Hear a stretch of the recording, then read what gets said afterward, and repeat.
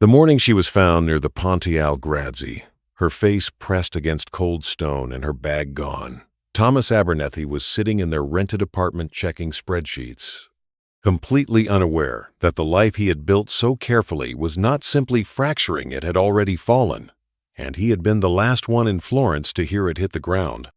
This is the story of a marriage that looked exactly right from the outside. A woman who disappeared inside it so slowly that even she didn't notice she was gone.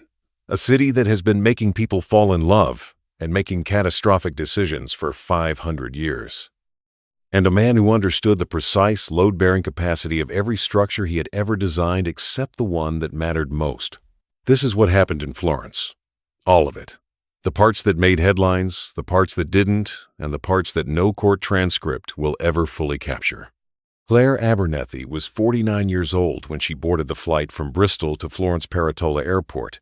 By every external measure, she was doing well. She was slim, well-dressed, and in possession of the kind of composure that reads as contentment to anyone who doesn't look too closely. She had 2 daughters she loved fiercely, a husband with a successful career, and a life that would have struck most observers as genuinely enviable. What those observers would not have seen, because Claire had spent years ensuring they couldn't, was the precise quality of the silence that filled the spaces between her and Thomas. Not hostile silence, not the silence of a couple who had fought and not recovered. Something more technically destructive than that, the silence of 2 people who had simply stopped requiring one another. Thomas had not noticed, because Thomas's attention had always been directional, aimed outward at projects, at clients, at the architecture of his professional reputation, and because he was, in the deepest sense, a man who believed that providing a beautiful life was equivalent to living one with his wife. Claire had noticed. Claire had been noticing for years. She had considered leaving twice. The first time was 6 years before Florence, when their youngest daughter was still in secondary school, and the thought of dismantling the household felt like a cruelty she couldn't justify. The second time was 2 years before the Italy contract, when she had sat in her car outside their home in Bath for 40 minutes, engine running, trying to imagine what the alternative looked like and finding only fog. Both times, she had talked herself back in. Not from love, exactly. From a combination of loyalty, exhaustion, and the particular paralysis that descends on people who have been comfortable for so long, that discomfort seems like ingratitude. Thomas announced the Florence contract on a Thursday evening in October. He framed it as an adventure. 18 months in one of the most beautiful cities in the world. A prestigious restoration project on a series of historic palazzo facades in the Oltrarno district. His firm had been selected after a competitive international process, and the commission was the kind that architects spend their careers hoping for. He was proud. He expected her to be proud too. He did not ask if she wanted to go. He mentioned it to her the way he might have mentioned a change in their utility provider as settled information rather than a subject for discussion.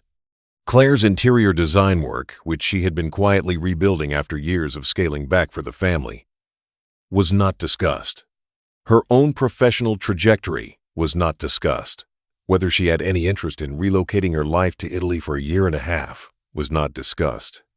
She packed her things in February and flew to Florence. She told herself she might as well make the most of it. The city was magnificent. She had visited once before, as a student, and had spent the whole trip walking with her neck craned upward. Thomas would be occupied with his project. She would have time. She would visit galleries, learn Italian, rediscover herself in a city that seemed almost professionally designed for rediscovery. What she did not anticipate was how much harder invisibility would feel in a city that made everything else feel heightened. In Bath, her quiet life had its own texture routines, familiar faces, the accumulated geography of 2 decades in the same place. In Florence, stripped of all that context, she was simply a foreign woman in her late 40s, with nowhere to be and no one who needed her. Thomas left for his site each morning before 8. He returned, usually, around 7 in the evening. He was engaged, energized, and almost entirely elsewhere, his attention given fully to the work in a way that Claire had not seen since the early years of their marriage, when his focus had felt like passion rather than displacement. He talked about the project at dinner with genuine animation, He showed her photographs of the facades, explained the restoration techniques, described his Italian colleagues with the enthusiasm of a man who had remembered how to be alive. He did not ask about her day. Claire began exploring the city alone. She started with the major galleries, the Uffizi, the Palatine, the Bargello, and then graduated to smaller venues, private collections, quieter spaces that drew a more specifically cultivated crowd. She was in the third week of this solitary education when she joined a guided tour of a private Renaissance palazzo near the Borgo degli Albizzi. The palazzo was owned by an elderly Florentine family and open to the public only for occasional specialty tours. This one focused on the provenance of a collection of Mannerist paintings that had been in the family since the 16th century.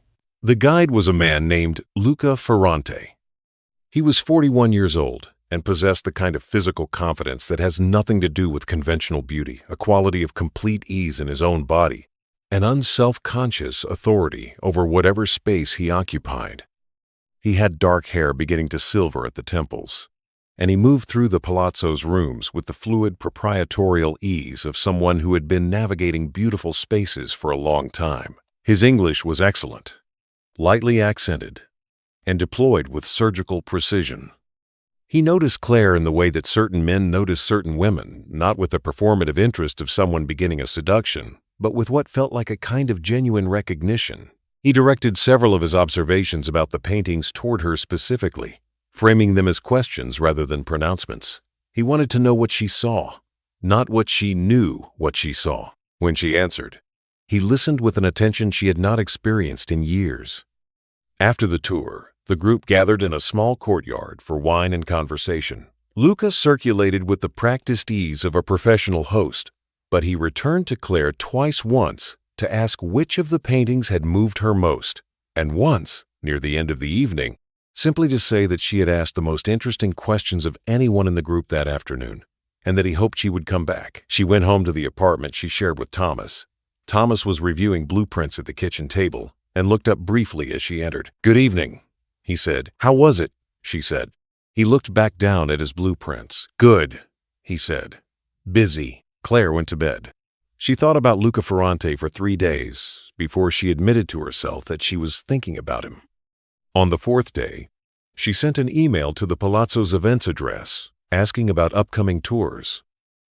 A reply came within 2 hours, not from the events address, but from Luca's personal email. He had seen her inquiry forwarded through. There was a small private viewing the following Thursday, a group of 8 people, primarily collectors and curators, and he thought she might enjoy it if she was free. She told herself it was professional curiosity. She was, after all, an interior designer by training. She had genuine interest in the material. She went on Thursday. The private viewing was smaller and more intimate than the Palazzo tour had been. 6 people total. Glasses of Vernaccia, late afternoon light coming through windows that were 400 years old.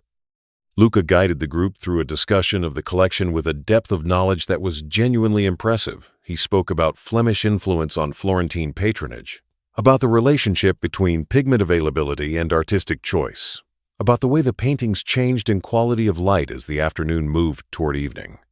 He was brilliant, or gave an extraordinarily convincing performance of brilliance, and in that setting it was difficult to distinguish between the two. He walked Claire to the street afterward. They stood in the fading light of a March afternoon, and he asked whether she might like to have coffee sometime. Just coffee, to continue the conversation. She said yes. Coffee became dinner, became the beginning of something that Claire would later describe, in her private journal, as the most alive she had felt since she could not remember when. She was not stupid about it. She knew what it was, knew that the specificity of Luca's attention, the quality of his focus, the way he oriented every conversation toward her interiority rather than his own. These were not random features of his personality. She was an educated woman in her late 40s, not a girl in her 20s. She understood that a man this skilled at making a woman feel seen had not developed that skill by accident. But understanding the mechanism does not disarm it.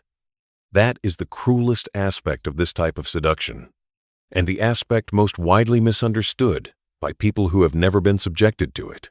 The knowledge that something is constructed does not make it feel less real when you are standing inside it. It only adds a layer of shame to the hunger, and the hunger was something Claire had been living with for years without any vocabulary to name it. He told her she was extraordinary. Not beautiful, not elegant, though he said those things too, but extraordinary. He meant her mind, her way of seeing, the particular form of intelligence she brought to everything she looked at. After 17 years of being the backdrop to Thomas's professional story, the word landed somewhere deep and specific, and did it damage that masqueraded as relief. Within 3 weeks, she had canceled 2 planned lunches with Neve Doyle, the Irish expat she had met at a language school in the first month of her Florence stay, and liked immediately. She had begun answering Thomas's evening calls with increasing brevity. She had restructured her entire day around the shape of Luca's availability, and she was doing all of this without consciously deciding to do any of it. The reorganization of her life around him happened organically, the way water finds the low point of a landscape. Neve noticed. Neve was 38 years old, had been living in Florence for 4 years after relocating for a relationship that had itself dissolved, and had developed the particular perceptiveness of someone who has watched themselves make expensive mistakes. She said something once carefully, over an aperitivo in the Piazza della Repubblica, about the pace of things, about the way Florence could accelerate feelings that might move more slowly at home, about the importance of keeping her own ground under her feet. Claire thanked her and changed the subject.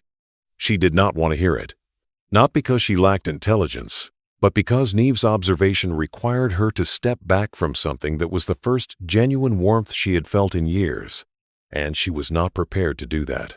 She told herself that Neve didn't understand, that Thomas didn't see her, that what she had found with Luca was real, and the rest of it, the decorum, the expectation, the accumulated weight of a marriage that had become more procedural than human, was the fiction. She had found something, but real was not the word for it. What Claire could not have known, and what the subsequent investigation would reconstruct in painstaking detail, was the specific architecture of Luca Ferrante's professional operation. He was not simply a charming man with a weakness for foreign women. He was a systematic practitioner of what his Florentine social circle, with the particular black humor of people who are adjacent to criminality without being directly implicated in it, called la caccia, the hunt. He had been doing this for years. Not exclusively, but with increasing frequency, as the legitimate side of his art consultant. Work never more than partially functional had deteriorated, further following the collapse of a gallery venture he had poured significant borrowed money into 2 years prior. His debts were substantial. His lifestyle, maintained at a level commensurate with the circles he moved in professionally, was not sustainable without supplementary income. The supplementary income was women. Specifically, affluent foreign women with departure dates, which meant no long-term complications and no prospect of the relationship outlasting its financial utility. The method was consistent across cases, as D.I. Giulia Moretti would later establish from a comparison of Luca's victims. Phase 1 was always recognition, the performance of being seen. Phase 2 was escalation into emotional intimacy, faster than the target's rational faculty could evaluate. Phase 3 was the introduction of financial opportunity, framed as a form of inclusion, of trust, of being let into something valuable. With Claire, Phase 3 arrived in the 6th week of their relationship, on a warm April evening when they were sitting on the terrace of a restaurant in the Oltrarno with a view of the Arno going gold in the fading light. Luca mentioned, with studied casualness, a gallery acquisition opportunity, a small collection of early 20th century works by a lesser-known Florentine painter that was coming to market privately. Available to a handful of buyers before any public offering, the provenance was impeccable. The price was below what even a modest markup at auction would recover. He had the right to bring in one additional investor if they moved quickly. The amount was small, £2,000, an amount sized, with precision, to feel like a gesture rather than a commitment. Something a person of Claire's means could do without discussion, without much thought, almost on impulse. She did it on impulse. The second opportunity came 3 weeks later. Another private acquisition, this one involving a sculptural work. The amount was £8,000. Larger, large enough to require a pause, a consideration. Luca provided documentation, a gallery letterhead, a provenance certificate, a valuation from what appeared to be a reputable Florentine assessor. Claire looked at the papers with the eye of someone who had spent years adjacent to the interiors and design world, and she found nothing obviously wrong with them. She made the transfer. She did not tell Thomas. The third financial request was different in character. It came at the end of a conversation in which Luca had shared, with apparent reluctance and evident pain, the full story of his gallery collapse, the debt, the pressure he was under, the way the failure had cost him relationships and reputation. He was not asking her for anything, he was careful to say. He would not do that. But there was a specific legal matter, a dispute with a creditor that could be resolved quickly with access to a short-term bridge payment. He would come back to her within 45 days. He could provide documentation of the repayment arrangement. The amount was £21,000. It came from a joint account, one that Claire and Thomas had agreed, years earlier, to leave untouched a reserve against emergency. Claire had told herself that this was an emergency of a different kind, that she was helping someone she loved, that the money would be returned. Thomas reviewed the account on a Tuesday morning as part of his routine monthly check of their household finances. He saw the transfer. He checked it twice. He sat with his coffee going cold at the kitchen table, looking at a number that represented a significant portion of their shared emergency reserve, transferred to an Italian account he did not recognize, by his wife, without a word to him. He tried to call her. Her phone went to voicemail. He tried again. Voicemail. He sat very still for a long time, doing what people trained in structural analysis do when they encounter a failure they didn't see coming, tracing the load path backward, trying to identify the point where the weight exceeded the capacity of the joint. He called Niamh Doyle because her number was on the list of Florence contacts Claire had shared with him at the beginning of the relocation, and because he could not think of anyone else to call. Niamh arrived at the apartment 20 minutes later, and she told him everything she had been carrying for 6 weeks, the canceled lunches, the evasiveness, the name she had heard Claire mention too carefully, too lightly, with the specific controlled neutrality of someone managing their own face while saying a name that matters too much. She told him about Luca. While this conversation was happening in the Oltrarno apartment, Claire was meeting Luca at a bar near the Santa Croce for a conversation she had been building toward for days. She had been asking questions, not because Niamh had planted them specifically, though Niamh's comment 6 weeks earlier had left a seed, but because a certain kind of intelligent woman, even in the grip of something powerful, cannot entirely silence the faculty that notices inconsistencies. The gallery where the first acquisition was supposed to be held had no record of the transaction. She had walked past it 3 weeks earlier and gone inside on an impulse and asked about the Florentine painter in question, and the woman behind the desk had looked at her blankly. She had looked up the business registration for the assessor whose name appeared on Luca's provenance documentation and found that it had lapsed 2 years prior. She had noticed, without fully registering it at the time, that Luca never left his phone on the table. It was always in his pocket or face down on a surface he could see. She had noticed that certain questions about his address, about mutual contacts, about specific details of the gallery he claimed to be rebuilding produced answers that were fluent and comprehensive and somehow never quite specific. She went to meet him to ask these questions directly. She told herself she wanted to be wrong. She wanted him to explain everything, to produce the documentation, to make the inconsistencies resolve into something coherent. The part of her that had been starving had reorganized itself entirely around the possibility of him, and the thought of dismantling that reorganization was genuinely terrifying. What she found when she arrived at the bar was not Luca alone. Marco Silvaggio was 46 years old, Luca's business associate, and possessed none of Luca's social fluency. He was thicker set, watchful, and present in the bar with the specific quality of presence that suggests purpose rather than coincidence. Luca introduced him as a colleague, briefly, and without elaboration. The tone of the meeting shifted immediately, became harder, less intimate, more like a negotiation. Luca's manner was still composed, but there was something underneath it that had not been there before. A kind of impatience that his charm was no longer entirely concealing. Claire asked her questions. She did not get clear answers. What happened in the hour that followed is contested in the court record, and will remain contested. Claire's account, given to D.I. Moretti from her hospital bed, was that the conversation became aggressive, that Marco had moved to block her exit, and that Luca, who had never raised his voice in their months together, had spoken with a coldness she had not seen from him and did not recognize. She had tried to leave. There was an altercation near the door. What is not contested is what happened next. A street cleaner working the lane near the Ponte alle Grazie at 6:45 the following morning found a woman lying in the narrow road between two parked vehicles. Her bag was gone. Her phone was gone. She was conscious but unresponsive, and there was blood on her face from a wound at the hairline consistent with what the initial medical report described, carefully, as a fall or a blow. The street cleaner called an ambulance. The ambulance crew called the police. Thomas was at the hospital before Claire regained full consciousness. He had spent the night trying to reach her, then calling every number he had. Then, at 4 a.m, calling the local Polizia di Stato on Niam's advice. By the time the hospital called the contact number found on a card in the pocket of Claire's jacket, he was already in a chair in the corridor outside her room, having driven across Florence at an hour when the streets were empty and the city's grandeur looked like something from a world that no longer had anything to do with him.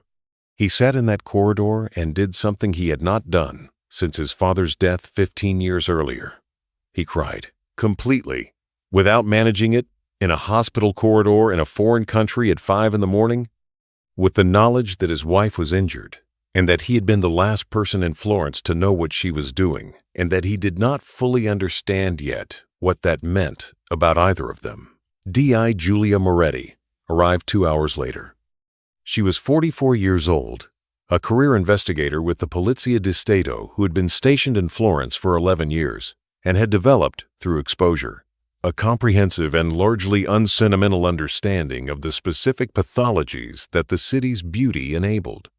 Florence attracted money, art, and romance, and all three of those attracted people prepared to exploit them. She had seen Luca Ferrante's name twice in prior financial fraud inquiries, both times in connection with foreign nationals who had filed complaints that subsequently went nowhere, once because the victim withdrew the complaint, once because the documentation was insufficient to meet the threshold for prosecution. She had kept the name. When the hospital report crossed her desk on a Thursday morning with a note from the responding officer that the victim had mentioned a name, Luca Ferrante, in her first fragmented sentences of consciousness, Moretti had pulled both prior inquiry files before she had finished her coffee. She interviewed Claire that afternoon. Claire was in a hospital bed with her head bandaged, and her eldest daughter, Sophia, who had been on a flight from Edinburgh within 3 hours of Thomas's call, sitting beside her. Sophia Abernethy was 21 years old and had her mother's quality of contained composure under duress, deployed now with a ferocity that made the ward nurse twice check whether the family had been properly informed of Claire's condition. Claire gave her account. It was fragmented, nonlinear, and interrupted twice by medical staff, but the core of it was clear. The meetings, the money, the names, the bar near Santa Croce, Marco Selvaggio blocking the door. Moretti thanked her, left a card, and went to find Luca Ferrante. She did not find Luca. She found, instead, Marco Selvaggio attempting to board a train to Rome at Santa Maria Novella station the following morning. He was arrested on the platform with approximately 4,000 euros in cash and a prepaid mobile phone containing text messages between himself and Luca that included, among other things, a reference to the outcome of the meeting near the Ponte alle Grazie that Moretti's translator described to her as clinical in its specificity.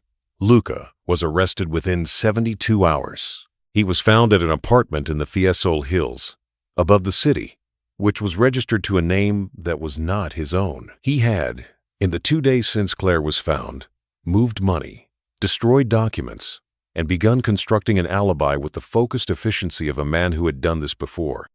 He had not been efficient enough. The financial trail that Claire's transfers had left was documented and traceable. The gallery documentation was demonstrably fraudulent. Two prior complainants, contacted by Moretti through the inquiry records, agreed to reopen their accounts and provided supplementary testimony. The phone messages retrieved from Marco's device connected both men to the meeting near Santa Croce. The physical evidence from the scene near the Ponte alle Grazie, combined with witness testimony from a couple who had been leaving a nearby restaurant and had seen two men moving quickly away from the area shortly before the street cleaner's discovery, was sufficient for the assault charge. Luca was charged with aggravated fraud, theft, and complicity in assault. Marco was charged with theft and assault. Luca's defense team argued, at length, that the financial transactions were voluntary, that Claire had entered the investments with full knowledge and consent, and that the events near the Ponte alle Grazie were either unconnected to their client or represented an incident whose precise nature could not be established beyond reasonable doubt. The defense characterized Claire as a willing participant in a romantic relationship who had become vindictive upon its conclusion. The Italian court spent 14 months examining the evidence. The documentation of Luca's prior fraud inquiries, his pattern of targeting foreign women, the fraudulent provenance certificates, and the text messages recovered from Marco's phone made the fraud charges straightforward. The assault charge required more careful handling. The medical evidence was compatible with multiple accounts, but the witness testimony and the phone messages, interpreted by the prosecution as indicating prior planning and post-incident coordination, carried sufficient weight. Luca Ferrante was sentenced to 6 years and 4 months. Marco Silvaggio received 3 years and 9 months. Of the £31,000 Claire had transferred, approximately $11,000 was recovered through Luca's accounts before the remainder had been moved into structures that the Italian financial investigators could trace but not successfully recover from. The civil recovery proceedings that followed the criminal sentencing produced a court order that remained largely theoretical. Luca's assets, such as they were after the fraud investigation, provided limited practical return. Thomas and Claire flew home from Florence together, 8 weeks after the night near the Ponte alle Grazie. It was not a reconciliation. It was not a separation. It was two people occupying the same aircraft seat assignment because the alternative defining what they were to each other at this specific and terrible juncture felt like a task that neither of them had the emotional reserves to attempt. Sophia flew with them. She had not left her mother's side from the second day in hospital to the departure gate at Florence Peretola, and she moved through those weeks with a focused protectiveness that had no room in it for her own feelings about any of it. Those feelings she was very deliberately saving for later. The marriage existed for the 8 months following Florence, in a state that Thomas and Claire both found impossible to name. They were in the same house. They were not separate. They were not together.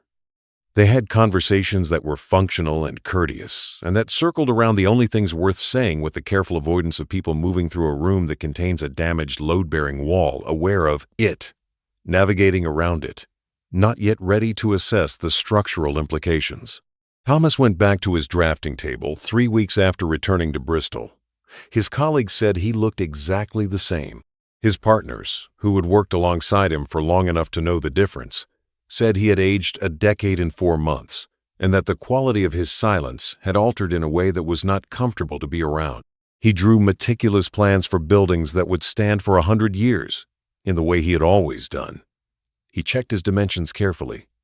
He trusted the mathematics. He could not explain what had failed in his marriage, or locate the point of origination in a way that satisfied him, and this was the specific form of suffering that Thomas Abernethy's temperament was least equipped to process: structural failure without a calculable cause. He had given her a beautiful life. He had not understood that a beautiful life and a present husband were different things, and that Claire had stopped expecting the latter so long ago that she had stopped using language to name what was missing. Claire began seeing a therapist in the 3rd month after their return. The sessions were, at first, largely occupied with the trauma of the assault and its aftermath.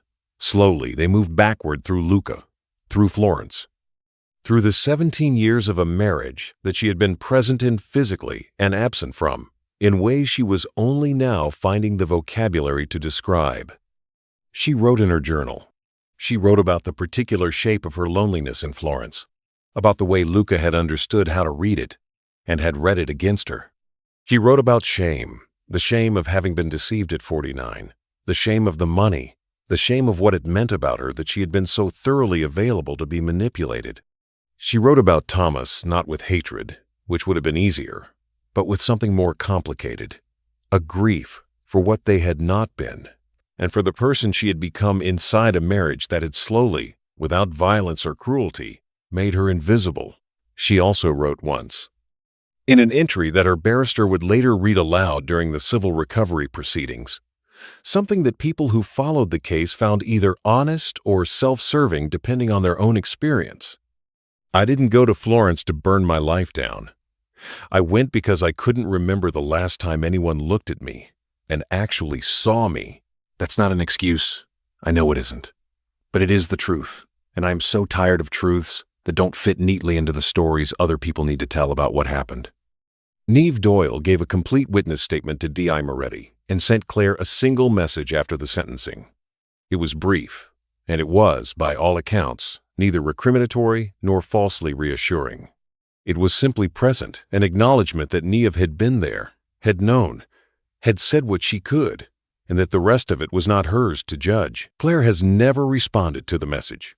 She has also never deleted it. That detail, small as it is, says something that is difficult to articulate but important to understand about where Claire Abernethy is now still living in a space between what was and what she hasn't quite decided yet, carrying her own account of what happened in Florence without having fully resolved what it means or what she owes it.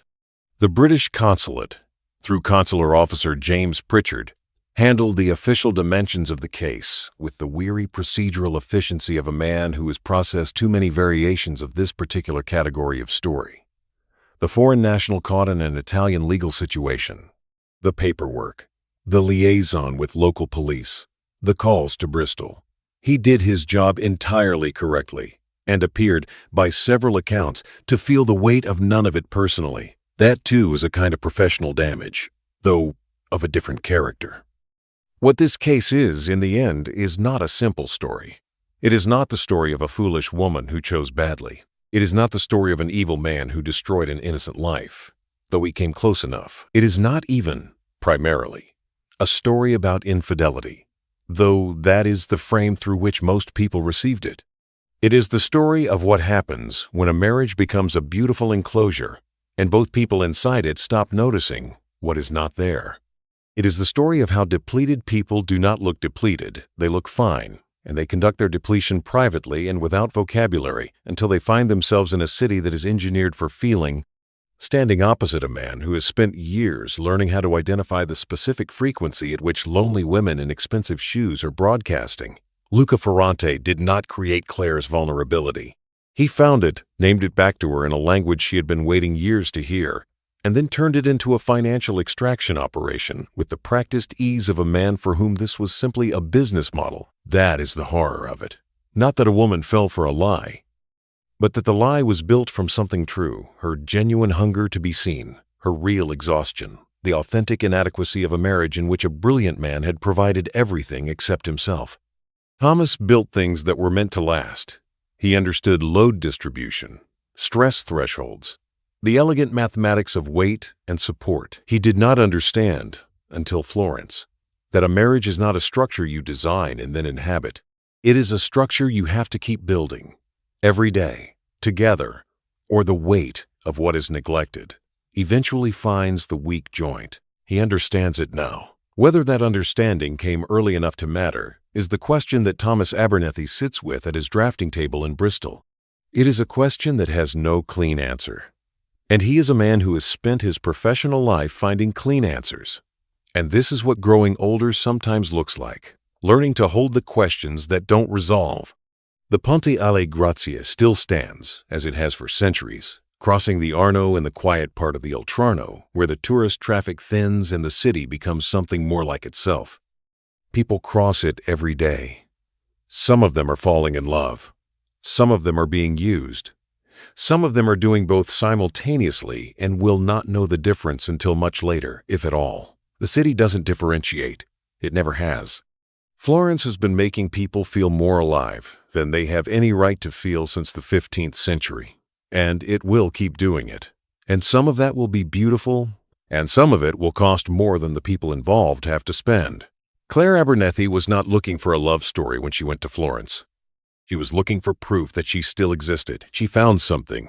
She paid an extraordinary price for it. And she is living, now, with the specific form of knowledge that only comes from a story that cannot be uncomplicated. The knowledge that the thing that nearly destroyed her was also, in its origins, something genuinely human. A woman who needed to be seen. A city that made everything feel possible.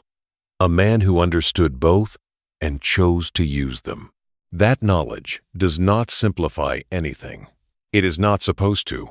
Asterisk. If this story has stayed with you, if you have ever wondered what it looks like when loneliness becomes leverage, when love is used as an instrument, then subscribe. There are more cases like this one. More stories of ordinary people placed in extraordinary situations by people who understood, precisely and deliberately, how to exploit the most human parts of them. We tell these stories because they deserve to be told honestly, not to frighten, but to illuminate. Subscribe so you don't miss the next one. Asterisk. The investigation into Luca Ferrante's broader network revealed a pattern that extended far beyond Claire's case. The two prior complaints that Moretti had tracked insufficient at the time, transformed by the new evidence into corroborating testimony, came from a Swiss woman who had lost approximately 18,000 euros in a near-identical gallery investment scheme, and a German national who had filed and then withdrawn a complaint after returning home, citing embarrassment. Moretti's final investigative report noted that Ferrante's victim selection demonstrated consistent and sophisticated profiling. All three confirmed victims were women between 40 and 55. All were in situations of some form of relational isolation, either living abroad, recently separated, or in marriages that had become functionally dormant. All were financially stable without being wealthy enough to have the kind of institutional financial oversight that might have flagged the transactions earlier. And all were women with genuine aesthetic and cultural intelligence, the profile of people who would find Luca's specific offering credible, who would see the gallery connections as plausible, who had enough knowledge to feel included by the insider framing without quite enough specialist knowledge to see through the fraudulent documentation. He had not done this casually. He had done it with the precision of a professional, which is what he was. The particular cruelty of that precision is worth sitting with. Because the people Luca targeted were not naive. They were not uneducated. They were not, in any conventional sense, vulnerable. They were competent, intelligent, accomplished women who had arrived in a situation of specific emotional depletion and found a man who understood that depletion with extraordinary accuracy and had learned to weaponize the cure. That is not a story about foolishness. That is a story about the specific mechanics of exploitation, the way it identifies the gap between how capable you are in every context that has ever tested you, and the one context, the one human need, where your defenses are genuinely down. Claire's defense barrister made this point during the civil proceedings, and it bears repeating. The question of how a woman like Claire, educated, experienced, perceptive, could have transferred £21,000 from a joint account without pausing to verify the documentation is only confusing if you believe that emotional need operates on the same rational register as professional judgment. It doesn't. It has never worked that way. Luca Ferrante understood this. The law has been slower to catch up. The amendments to Italian consumer fraud law that followed Moretti's case report, modest adjustments to the evidentiary requirements for complaint processing, in cases involving foreign nationals, represent a small but concrete acknowledgement that this type of exploitation is systematic, not opportunistic, and requires a different prosecutorial lens than a standard financial crime. Moretti gave a single press interview after the sentencing, which was brief and characteristically precise. She said that the difficulty with cases like this one was not the evidence, once you had it, but the interval between the crime and the point at which the victim could acknowledge that a crime had occurred. That interval, the weeks or months during which the victim was still hoping for a different explanation, still protecting the story she had built around the perpetrator, Still trying to reconcile what she felt with what was provably true, was the interval in which evidence disappeared.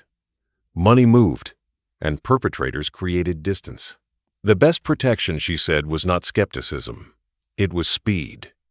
The moment something inconsistent surfaced, the moment a question didn't produce a specific answer, the moment documentation could not be independently verified at that moment, not days later, not after one more conversation to give the benefit of the doubt, that was the moment to stop.